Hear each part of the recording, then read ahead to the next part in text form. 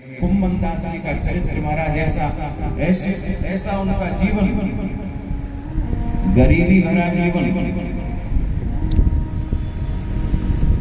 घर में ज्यादा कुछ है नहीं, लेकिन श्रीनाथ जी की उपासना, वो श्रीनाथ जी की उपासना। और कैसा जीवन है? श्रीनाथ जी उनके साथ में सामने आकर के बातें करते हैं, सामने आके बातें करते हैं, सामने आके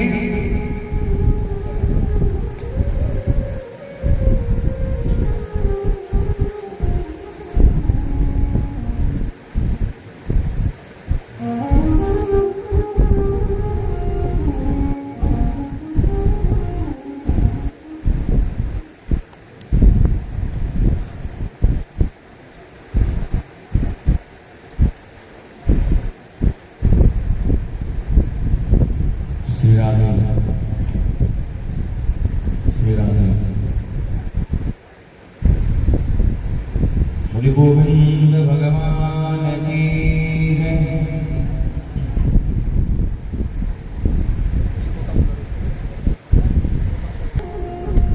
और उनसे वार्तालाप करते हैं, उनकी गोदी में बैठ करके बाबा से स्नेह करते हैं। ऐसा उनका जीवन, और इतनी गरीबी उनके पास में है कि महाराज यदि वो अपना तिलक लगाते हैं, एक दिन अपनी बेटी से बोले कि बेटी एक काम करो, जरा मेरा आसन ले आओ और मेरा दर्पण ले आओ। आसन पे बैठ के भजन कर लूंगा, दर्पण में देख करके तिलक लगा लूंगा। आसन मंगाने को कहा, दर्पण मंगाने को कहा, तो बेटी का जवाब आया, बोले पिताजी दर्पण को तो पड़िया पी गई और आसन को खा गई है। अब बड़ा आश्चर्य लगा कि दर्पण को बड़ा कोई कैसे पी सकता है और आसन को कोई कैसे खा सकता है। महाराज दर्पण क्या है? उनके घर में दर्पण नहीं है। दर्पण क्या है कि जल में देख करके वो तिलक लगाते हैं, जल में देख के वो तिलक लगाते हैं। तो बोले दर्पण को तो पड़िया पी गई है।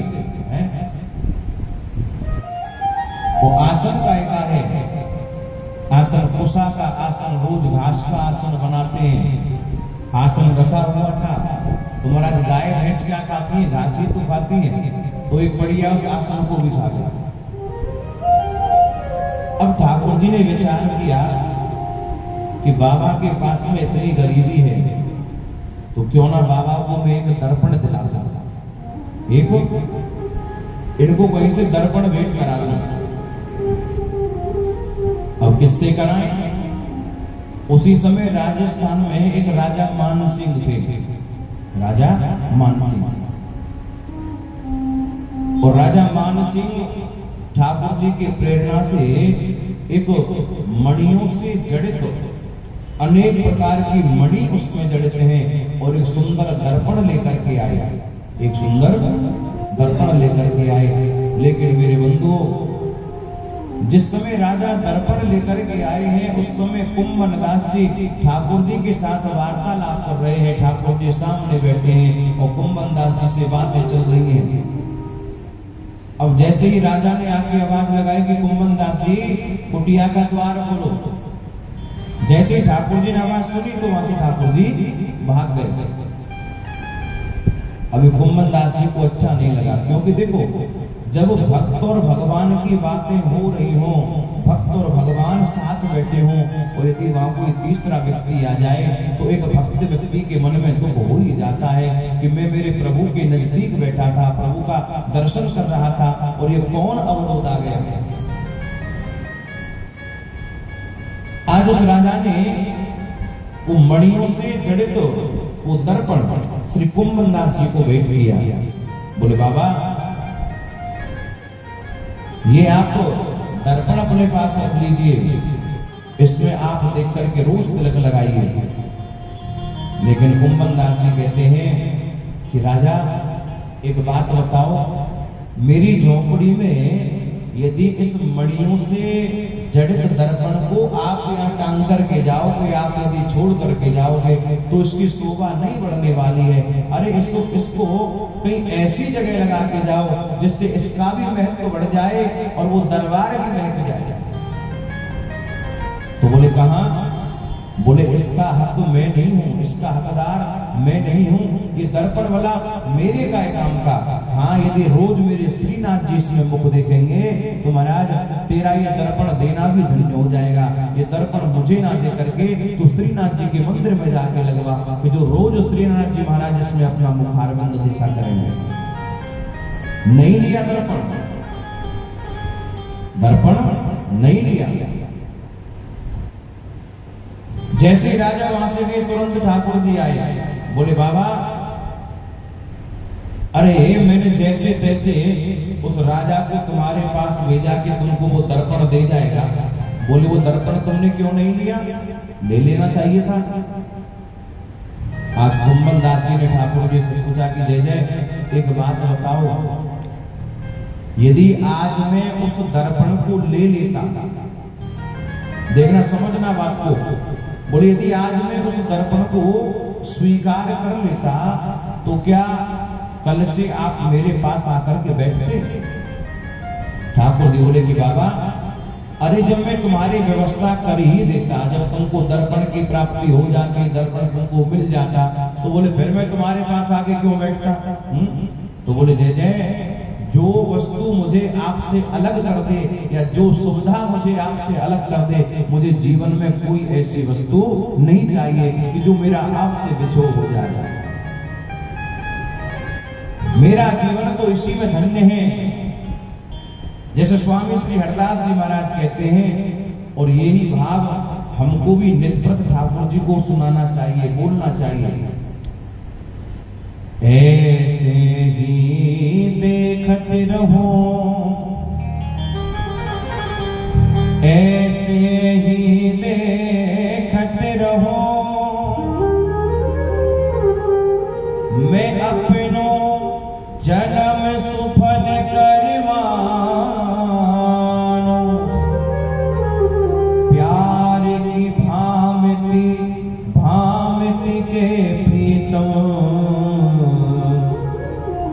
जोगन किशोर ही मानो, छीन न टरो पन हो न न्यारे, छीन न टरो पन हो न न्यारे, एही विद जिए नियरानो, श्री हरिदास के श्यामा कुंज बिहारी, या बिहार ने सो मन मानो, ऐसे ही देखते रहो, मैं अपनो जन्म सुफल करे मानो। ठाकुर जी नेत्रों के सामने हो, उनका हम प्रत्यक्ष दर्शन कर रहे हो, क्या इससे बड़ा लाभ जीवन में कोई दूसरा हो सकता है? संत जनों का तो यही भाव रहता है। यदि अभिमान को दूर करना है तो मन को संतों की तरह बनाना पड़ेगा। मैं सेवक बनकर के रहिए, दास बनकर के रहिए। मालिक यदि बनेंगे तो महाराज परमात्मा नहीं मिलेंगे। और जिस दिन हमने दास भाव को स्वीकार कर लिया कि मैं राम जी का हूँ, राम जी मेरे हैं, मैं राम जी के चरणों का ही दास हूँ, तो उस दिन राम जी को देर नहीं लगेगी हमारे पास आने में। जिस दिन हमने दासत्व भाव हृदय से स्वीकार कर लिया। ये दुनिया क्या कहती है, दुनिया पर ध्यान मत दीजिए। खास करके जो भक्ति की ओर मार्ग बढ़ाते हैं महाराज, उनको लोग पागल साबित कर देते हैं कि ये व्यक्ति पागल हो गया है। लेकिन ये भी एक बात है कि पागल बनने में जो आनंद है वो समझदार बनने में नहीं है। एक बार मलूक पीठ वाले महाराज जी सुना रहे थे अभी परसों के दिन में उनकी कथा सुन रहा था तो महाराज उसमें एक वृंदावन की वो घटना बता रहे थे। वृंदावन में सुदामा कुटी के पास वही मलुकपीठ आश्रम है, और सुदामा कुटी आश्रम जो है वृंदावन का बड़ा प्राचीन आश्रम है। वो आश्रम बड़ा प्राचीन आश्रम है। वहां आज भी आप कभी भी पहुंच जाइए, भोजन की प्रसाद की व्यवस्था सुंदर रहती है सब लोगों की, चाहे कितने भी लोग पहुंच जाएंगे। तो वहीं एक सुदामा कुटी के बाहर एक कोई बाबा पड़े रहते थे, और उनकी दशा एकदम पागल जैसी, फटे पुराने कपड़े पहन लेना, महाराज सामने जमुना जी के पास से शमशान से कपड़े उठा के ले आना, महाराज वही कपड़े पहन लेना। और यदि कुछ खा भी रहे हैं तो कोई स्वान यदि उनके सामने से उठा के ले जाए तो भी कोई भेदभाव नहीं मन में महाराज, कोई घृणा नहीं, कोई घृणा नहीं। अब महाराज जी बता रहे थे कि वो नित्यव्रत वहां से जब महाराज जी निकल के जाते तो रोज उसे देखते थे, रोज उसे इसी प्रकार देखते थे। लेकिन जब वो सुदामा कुटी में अनवरत कथा चलती रहती है तो बोले जब कथा चलती थी तो वो व्यक्ति बड़े प्रेम से कथा सुनता था, वहीं बैठे बैठे संपूर्ण कथा को सुनता था। महाराज जी बता रहे थे एक दिन फिर जब उनका विद्यार्थी जीवन तो स्वयं महाराज जी ही एक दिन कथा सुना रहे थे, तो उस दिन कोई साउंड में प्रॉब्लम हो गई, बंद हो गया, बाहर आवाज नहीं जा रही थी। तो वो व्यक्ति जहां कथा पंडाल था वो वहीं आकर के बैठ गया, और जब कथा में आके बैठा तो महाराज उसके नेत्रों में अश्रु चल रहे थे, अश्रुधार बह रही थी। तो महाराज जी तो समझ गए कि ये कोई पागल व्यक्ति नहीं हो सकता, ये कोई पागल व्यक्ति नहीं है। यदि पागल होता तो माइक बंद हो गया तो वहां से कथा सुनने नहीं आता। और ये पागलों की दशा नहीं है कि जो अश्रुधारा बह रही है और फिर भी यहाँ की कथा सुन रहा है, इसको बताया खींच के लाई, इसका मतलब ये कोई भक्त है, इससे बातें करेंगे। तो एक दिन रात्रि वेला में महाराज उनसे बातें हुई और उन्होंने बताया, बोले बाबा ये तो मैं जान गया कि आप पागल अवस्था तो आपकी है नहीं, आप कौन है? तो उन्होंने जवाब दिया कि मैं ब्राह्मण शरीर से हूं, ब्राह्मण मेरा शरीर है और बहुत ऊंची पढ़ाई लिखी की हुई उनकी, ये एमएससी वगैरह किए हुए। बोले ये सब मैं किया हुआ हूं, पढ़ा लिखा हूं। तो बोले ऐसे क्यों रह रहे हो? बोले केवल कन्हैया की प्राप्ति के लिए, केवल कन्हैया की प्राप्ति के लिए। तो बोले आप घर में रह करके या अच्छे ढंग से भी तो कन्हैया को प्राप्त कर सकते हैं। बोले नहीं नहीं महाराज, मैं अपने मन से सारे अभिमान का त्याग कर चुका हूं और मुझे इसी में आनंद आता है। मुझे वृंदावन में रह करके केवल कन्हैया की प्राप्ति करनी है। घर परिवार सब छोड़ करके आया हूं, पागलों जैसा इसलिए रहता हूं कि कोई मुझसे आके बातचीत ना करे, कोई मुझसे आके बातचीत ना करे। जब से इस तरह से रहने लग गया हूं तो लोग मुझसे दूर रहते हैं, लोग मुझसे दूर रहते हैं, घर परिवार वाले भी मिलने नहीं आते हैं और इसी आनंद में रहता हूं। तो बोले कन्हैया तुमको कभी मिले? बोले कई बार।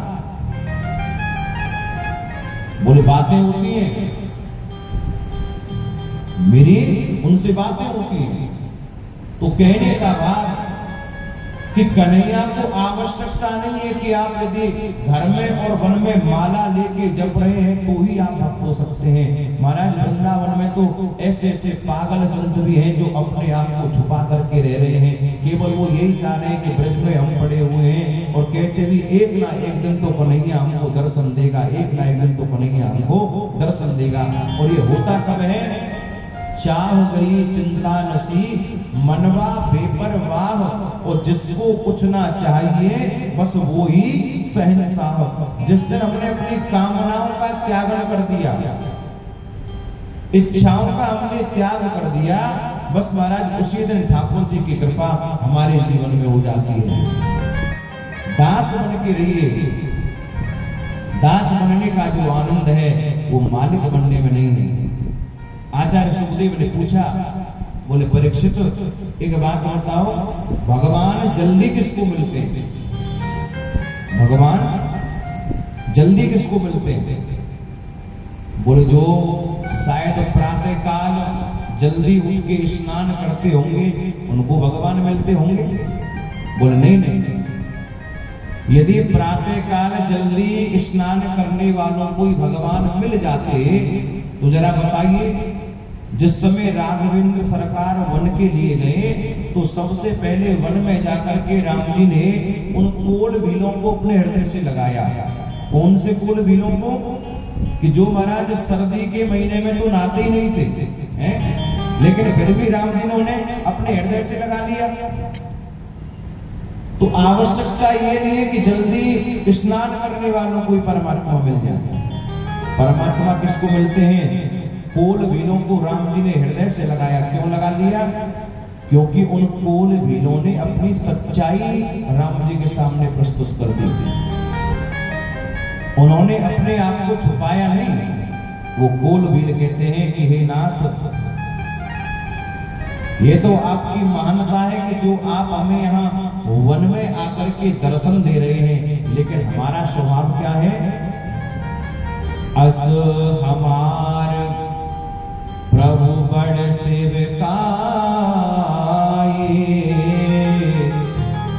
लीजिए वासन बसन चुराई। बोले नाथ, आपने तो हमें आकर के अपने हृदय से लगा लिया, लेकिन हम सत्य कहते हैं हमारा दैनिक कार्य क्या है? केवल लोगों के साथ लूटपाट करना। हमारा काम है लूटपाट करना। लेकिन ये आपकी उदारता है कि आपने हमें आकर के अपने हृदय से लगा लिया। क्यों लगा लिया? क्योंकि उन कोल भीलों ने अपनी सत्यता प्रकट कर दी, उन्होंने छुपाया नहीं। और राम जी कहते हैं कि आप जो भी हैं, जैसे भी हैं, वास्तविक रूप में मेरे सामने आइए। महाराज बहरूपिया बन करके मत आइए, मेरे सामने बहरूपिया बन करके मत आइए, जो है वही बन के आइए। परीक्षित जी कहते हैं कि हो सकता है कि भगवान उनको जल्दी मिलते होंगे कि जो उम्र में बड़े हों, जो उम्र में बड़े हों। बोले नहीं नहीं, यदि उम्र वालों को ही भगवान मिल जाते तो जन्म जन्म मुनि जतन कराही, अंत राम कहे आवत नाही।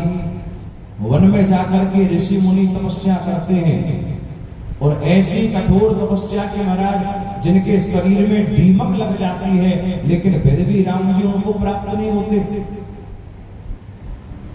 बोले ठाकुर जी कभी उम्र नहीं देखते हैं, यदि उम्र देखते तो क्या ठाकुर जी को प्राप्त होते? नहीं होते। तो बोले जाति देखते होंगे, जाति तो देखते होंगे। बोले नहीं नहीं, यदि जाति भगवान देखते तो जरा विचार करो, क्या विदुर जी के यहाँ ठाकुर जी जाते? भगवान की दृष्टि में कोई जात पात का भेदभाव नहीं है।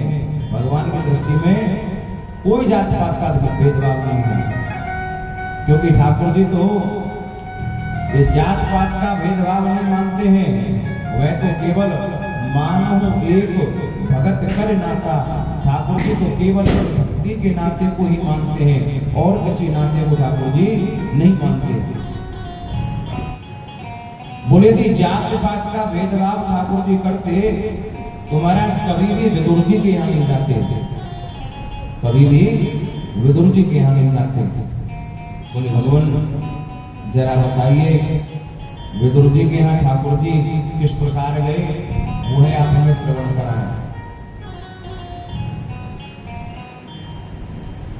कौरवों की सभा में श्री विदुर जी विराजमान हैं। देखो, कौरव और पांडव, इन दोनों में केवल इतना अंतर है, धर्म इन दोनों की ओर है। धर्म इन दोनों की ओर है। महाराज युधिष्ठिर पांडवों की ओर धर्म के अवतार हैं और इधर महात्मा विदुर ये भी धर्म के अवतार हैं। लेकिन दोनों ओर अंतर कितना है? पांडवों की ओर यदि धर्म कोई बातें करता है, धर्म यदि किसी बात को कह दे तो वहां धर्म की बात को कोई टालने वाला नहीं, वहां धर्म की बात को कोई टालने वाला नहीं है। जो बात कह देते हैं वही बात होती है। और कौरवों की ओर क्या है? यदि कौरवों की ओर धर्म अपनी आवाज उठाता है, कौरव यदि महात्मा विदुर यदि कोई अच्छा प्रस्ताव रखते हैं तो वहां धर्म की आवाज को दबा दिया जाता है, वहां धर्म की आवाज को दबा दिया जाता है। महात्मा विदुर धृतराष्ट्र जी को समझाते हैं, बोले महाराज मैं सत्य कहता हूं, ये जो दुर्योधन है ना, ये दुर्योधन आपके घर में एक कलंक पैदा हुआ है, इसका आप त्याग कर दीजिए। आप देख रहे हैं कि दुर्योधन कैसी अनीति कर रहा है, ये दुर्योधन कैसी अनीति कर रहा है, इसे आप रोकते नहीं, इसे आप समझाइए।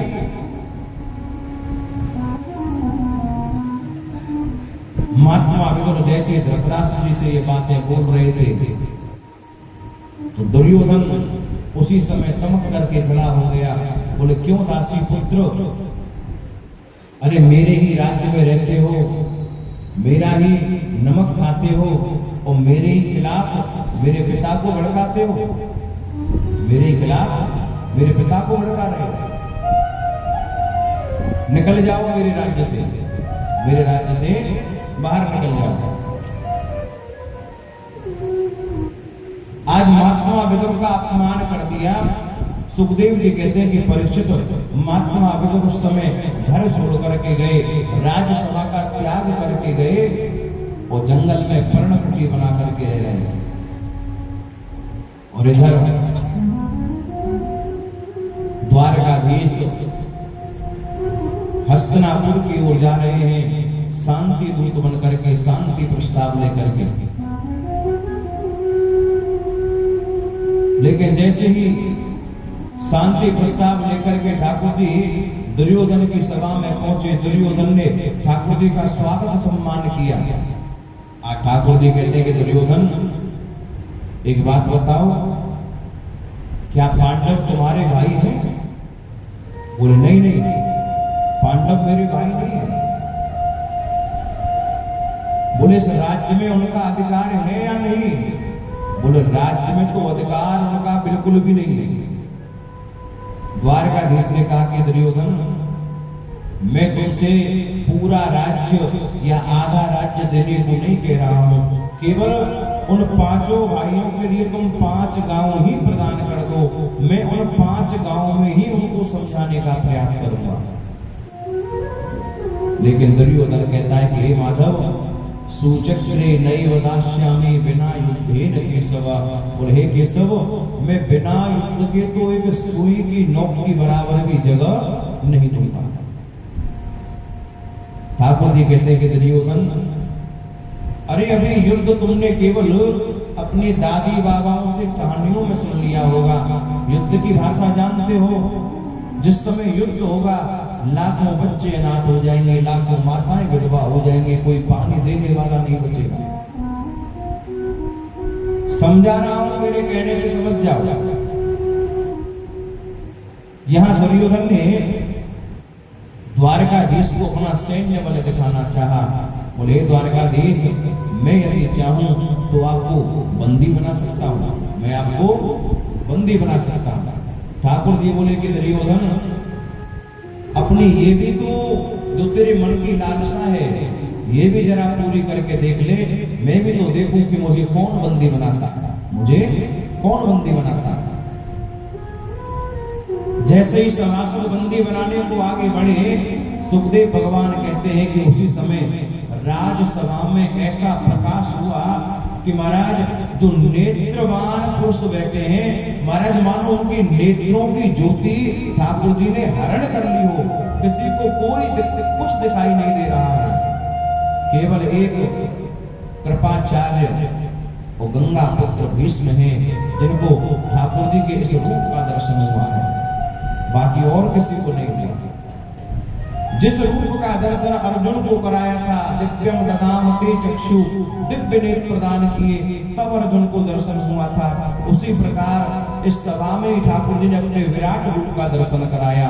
वहां भी केवल कृपाचार्य और गंगा पुत्र भीष्म को ही दर्शन हुआ, बाकी किसी को नहीं हुआ। दुर्योधन कहता है कि हे गोविंद, हे केशव, ये राजकाज की बातें तो हम बाद में कर लेंगे, लेकिन आप पहले महलों में पधारिए। मेरी माँ ने बड़ा सुंदर आपके लिए भोजन बनाया है, 56 भोग आपके लिए बनाए हैं, चल के ग्रहण करिए। सुखदेव जी कहते हैं कि परीक्षित, ठाकुर जी ने महाराज दुर्योधन के यहाँ भोजन करने से इनकार कर दिया, मना कर दिया। बोले मैं तुम्हारे यहाँ का भोजन नहीं करूंगा। क्यों? क्योंकि भोजन केवल 2 स्थितियों में किया जाता है। 2 विध भोजन कीजिए राजन, विपत परे या प्रीति, तेरे प्रीत ना मेरे आपदा, यही बड़ी विपरीति। भोजन केवल 2 स्थितियों में होता है, या तो भोजन कराने वाले के मन में श्रद्धा हो, या फिर जिसको भूख लगी हो उसे भोजन यदि किसी को करना हो। लेकिन यहाँ दोनों ही बातें विपरीत हैं। बोले ना तो मुझे ही भूख लगी है और ना ही तेरे मन में कोई श्रद्धा है, तो मैं तेरे यहाँ का भोजन नहीं कर सकता था। और बोले वैसे भी आज मेरा निमंत्रण महात्मा विदुर जी के यहाँ है, काका विदुर के यहाँ आज मुझे भोजन ग्रहण करना है। अच्छा देखो, विदुर जी खड़े थे एकदम पीछे राजसभा में, समस्त लोगों के साथ में एकदम पीछे खड़े हुए थे, क्योंकि दरबार में तो आ नहीं सकते, राज्य से सभा से निष्कासित कर दिया। लेकिन जैसे ही विदुर जी ने अपना नाम सुना कि द्वारकाधीश कह रहे कि काका विदुर के यहाँ जाके भोजन करना है, तो विदुर जी सोचने लगे कि ना तो मैं इनसे अभी मिला, ना मैंने इनको भोजन के लिए निमंत्रण दिया, और ये कह रहे हैं कि काका जी के यहाँ निमंत्रण है। तो बोले इनकी बात का भरोसा नहीं है, इनकी बात का भरोसा नहीं है, क्योंकि महाराज इनके जैसे 2 पिता है ना, तो इनकी बातें भी 2 हो जाती हैं। ये कहते कुछ हैं और करते कुछ हैं, इनकी बात का भरोसा नहीं है। बोले कहीं ऐसा ना हो ये कुटिया में आ जाएं, और कुटिया में तो उस समय कोई व्यवस्था भी नहीं है। विदुर जी तो महाराज उसी समय चले गए बाजार में सुंदर सुंदर मिठाई लेने, और आज श्री ठाकुर जी महाराज जा रहे हैं विदुरानी की कुटिया की ओर। जैसे भक्त भगवान के यहाँ अपने जूता चप्पल उतार के जाते हैं, उसी प्रकार जब भगवान भी अपने भक्त के यहाँ जाते हैं तो वो भी नंगे पांव जाते हैं। वो चरण पादुका नहीं पहनते, पन्ही नहीं पहनते, बल्कि महाराज नंगे पांव ही ठाकुर जी जाते हैं। हमारे ठाकुर जी के चरण भी बड़े कोमल हैं, भक्त से मिलने के लिए चरण बड़े कोमल हैं, लेकिन यदि दोस्तों के लिए बात करें तो महाराज वही चरण एक वज्र के समान भी हैं। ठाकुर जी आज विदुरानी जी के द्वार पर पहुंचे और विदुरानी जी को जाकर के आवाज लगाई, बोले काकी जी द्वार खोलो, काकी जी। विदुरानी जी उस समय स्नान कर रही हैं। ठाकुर जी की वाणी को जैसे ही सुना पहचान गई, बोले ये वाणी किसी साधारण व्यक्ति के लिए है। बोले हो ना हो, ये वाणी तो मेरे द्वारकाधीश की है। भूल गई, वस्त्र बदलना भूल गई, जिस अवस्था में थी उसी अवस्था में द्वार खोलने के लिए पहुंच गई। आज ठाकुर जी ने देखा कि काकी जी मेरे प्रेम में इतनी व्याकुल हो गई हैं, इतनी भाव विभोर हो गई हैं कि सब कुछ भूल गई हैं। तो उसी समय ठाकुर जी ने अपने दिव्य अंग से एक पीतांबर स्वयं अपने हाथों से विदुरानी जी को उड़ाया है। जरा विचार करिए, आज ठाकुर जी ने अपना पीतांबर विदुरानी जी को उड़ाया। वो विदुरानी जी कितनी भाग्यशाली होंगी कि जो ठाकुर जी के स्त्री अंग का वस्त्र आज उनको प्राप्त हो रहा है। यही ठाकुर जी की भक्त वत्सलता है। हमारे संत कहते हैं कि न जाने कब ठाकुर जी आप पर कैसे कृपा कर दें, ये कोई नहीं कह सकता है। आज विदुरानी के ऊपर कृपा हुई और विदुरानी ने ठाकुर जी के हाथ को पकड़ा। महाराज पूरे आंगन में विदुरानी जी ठाकुर जी को बुला रही हैं। बोले माधव आप यहाँ बैठ जाइए, यहाँ नहीं आप यहाँ बैठिए। अंत में महाराज ऐसे स्थान पर बैठाया कि जो स्थान बैठने योग्य नहीं है। और आसन को हमारे ब्रज में बोलते हैं पीड़ा। चौकी जो होती है तो महाराज उसको सीधा नहीं बिछाया बल्कि उल्टा बिछा दिया। अच्छा ठाकुर जी भी हमारे ऐसे, ठाकुर जी ने भी देखा नहीं कि उल्टा है कि सीधा है, ठाकुर जी भी चौकी को बैठ गए।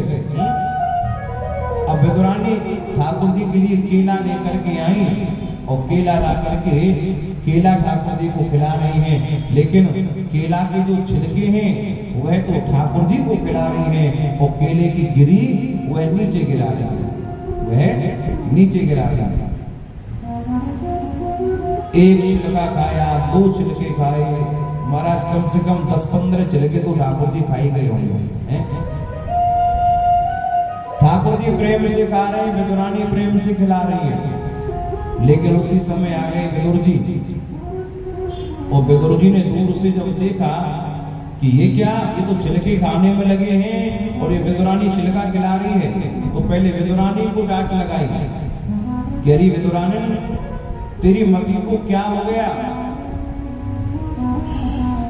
इस गरीब की झोंपड़ी में ठाकुर जी पहली बार आए, अरे तू इनको छिलका खिला रही है। और फिर ठाकुर जी से भी कहा कि हे नाथ चलो मान लिया, इसको तो नहीं मालूम कि ये आपको क्या खिला रही है, तो पागल हो गई है, लेकिन आपको तो मालूम था कि आप छिलके खा रहे हैं, आप इसके रोक देते। ठाकुर जी बोले कि विदुर जी, काका जी सच कहें, हमको भी नहीं मालूम था कि हम छिलके खा रहे हैं कि केले की गिरी खा रहे हैं, पर जो भी खा रहे थे बड़ा स्वाद आ रहा था। काकी जी प्रेम से खिला रही थी और हम उनको खा रहे थे। बोले लड्डू खाइए। अब एक बार तो ठाकुर जी ने लड्डू खा लिया, लेकिन जब दोबारा खिलाने लगे तो ठाकुर जी ने मुंह फेर लिया। ठाकुर जी ने मुंह फेर लिया, हाथ को पकड़ लिया। बोले नहीं नहीं काका जी, बुरा मत मानना, लेकिन काका जी मैं आपसे एक बात कहता हूँ कि जो स्वाद काकी के खिलाए हुए छिलकों में आ रहा था वह आपके लड्डुओं में नहीं आ रहा है। बोलो राधे राधे, जरा जोर से कहिए राधे राधे।